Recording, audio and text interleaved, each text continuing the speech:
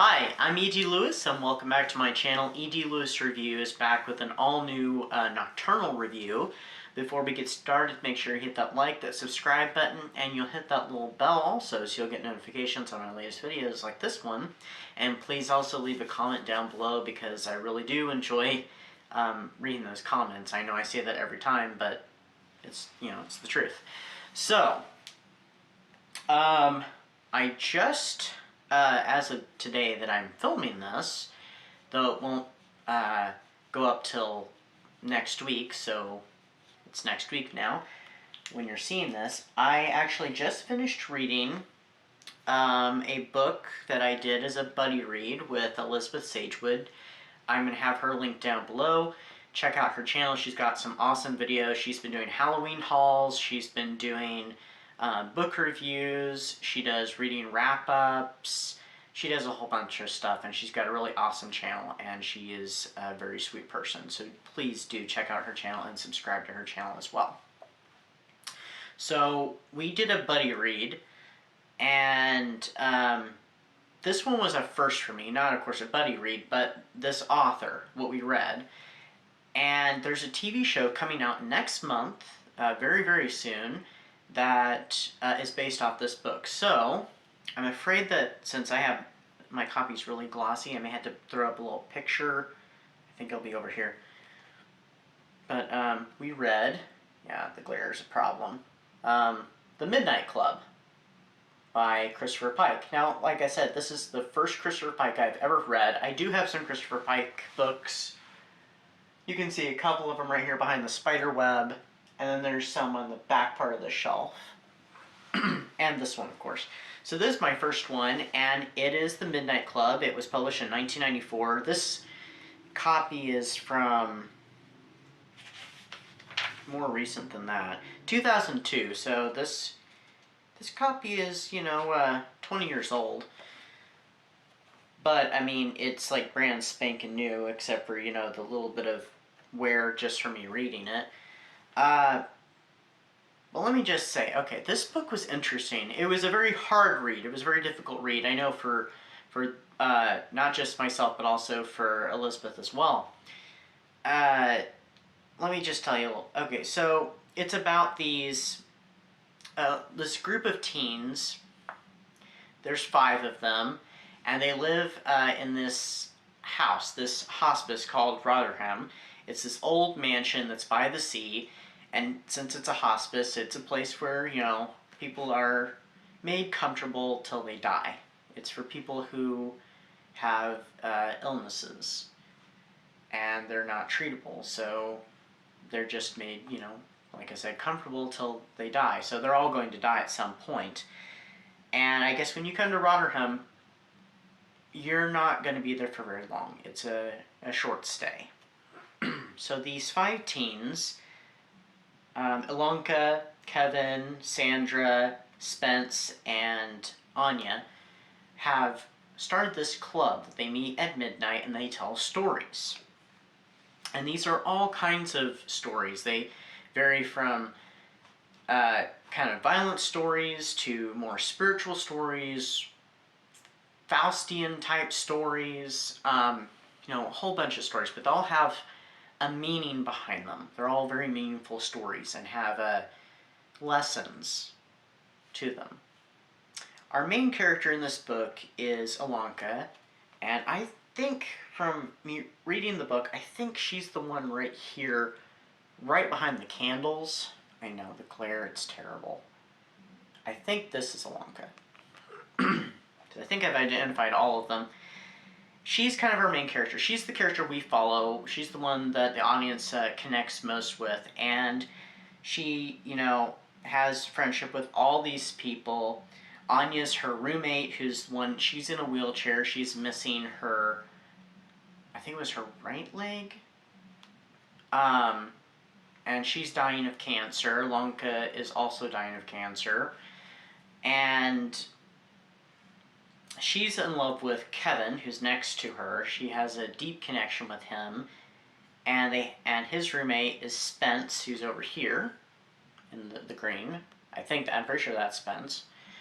And then they have this friend, Sandra, who's on the very end here. And she is kind of the more shy one, a little more, I guess, maybe conservative, and she hasn't told any stories. So one night they decide to make a pact that when one of them dies, they will try to contact the others or give some sign that there is an afterlife. It's not surprising that one of them dies not long afterwards, and yeah. Like I said, this was a very hard read. I was so saddened. Of course, they dropped the hints of who was going to die, like right, like the chapter before, and it was hitting hard. Because I was just like, oh no. I mean, it was the one I think was most obvious to probably die, but it was still really hard. There was at one point with this book that have you ever seen that episode of Friends where Joey's reading The Shining. He always tries to make sure there's room in the freezer so he can put it in there if he gets scared.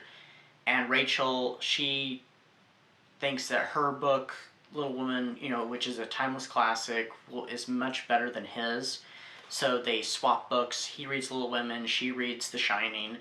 And at one point, Joey is really scared for one of the characters because the character is really sick and is about to die, or is dying. I haven't read Little Woman. I've seen a film adaptation, though. So I have the general idea of the story. And she asked, do you want to put it in the freezer? I wanted to put this book in the freezer. I really did. It was devastating. I feel kind of crushed after reading this. And I had kind of started getting into a bit of a what is it called? A reading slump. I think that was starting really at the end of last month, and I started listening to Agatha Christie books to pass time at work and stuff, and started getting into my Agatha Christie, and then I started reading Code Red, and I feel really bad that I got really behind on Code Red because of my reading slump. I think this may have helped me a little bit. Doing this buddy read, I think, really has helped me to boost up my reading, because I got this read in a week's time. Which for me anymore is really good. So I think this buddy read and reading this actually really helped. But it was a difficult journey. Like I said, I wanted to put it in the freezer. I don't want to give too much away about this book. It was a different kind of horror book. Not your traditional horror novel. And when Elizabeth and I were discussing it, she brought this great point, because I said it was a very bizarre horror novel because, there wasn't a lot of horror to it. And she brought the idea and the fact about, since it's dealing with some really real life things, like real life horror, such as coping with and dealing with disease and dying from disease, that's the horror. And I think she's completely right. So that is definitely where the horror comes in. And in some of the stories are horrific, because you get, I don't want to give too much away. Some of the stories and stuff are just kind of horrific. But this book was written with a lot of heart, and I know I've read really sad and depressing and tragic books before, but this, I don't know if this is the most so, but this is definitely one of the saddest and, depressing books I've ever read. I'm going to go ahead and give my rating right now, 5 stars. Hands down 5 stars. This is one I can't see myself picking back up and rereading, at least in its entirety. I might read parts of it again, and I mean, this book definitely has something to teach. But I think you have to read it for yourself and get out of it the message, because some of the messages are very outright, and some of them I think are something that you kind of need to discover on your own, as it reflects on lives. And their stories that they tell reflect off of their lives and the lives of, not just the person telling the story, but the others at the table as well. So, but there is a TV show coming out on Netflix. I'm looking forward to that. I'm going to watch that. I kind of wonder how it's going to translate, how this book's going to translate to a 10-episode series on Netflix. So I really wonder how much is going to be changed, how much is going to be added. I wonder how much fidelity it's going to keep to it, and I wonder, just how it's going to go. So I'm hoping it'll be good. and I'll probably be talking about it at some point during next month. So that is my review and discussion of Christopher Pike's The Midnight Club. And if Elizabeth hasn't talked about it now, I'm sure she will. I'm sure she will give her thoughts. So if her video is up before this one, I will definitely link her video down below. And if it's not, when her video does come available, I will definitely be linking it down below. So anyway, do check out her channel, do check out her video, and she's got a whole bunch of stuff planned for October, and I'm really excited to see what she does. She's got like a video, I think, coming out every single day, so, you know, stay tuned. Which reminds me, hey Helga, what do we have planned next? Okay then, well, I guess I'll just see you next time, and stay spooky, stay safe, and keep enjoying spooky season. I'll see you next time. Bye-bye.